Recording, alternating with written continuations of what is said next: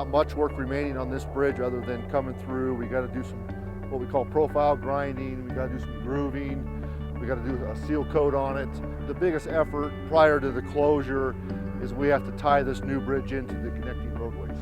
Interstate 80 will be closed, traffic both directions, from exit 231 in Battle Mountain and exit 279 at West Carlin. The alternate route in rural Nevada is not quick. It's going to be roughly 250 to 300 miles with limited services. The reasoning for the demolition of the old structure is to make room for a new eastbound truck climbing lane for eastbound I-80 traffic.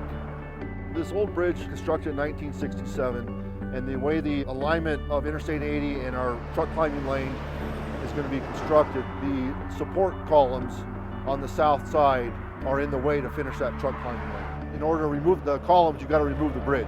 We're in a mountainous area, relatively steep grades. We have a lot of mining. Ore trucks haul out of mines in the area, and the truck climbing lane will ease the traffic congestion and help with traffic speeds going up the summit, both eastbound and westbound. We'll get that bridge down and roadway open back up in 8 hours.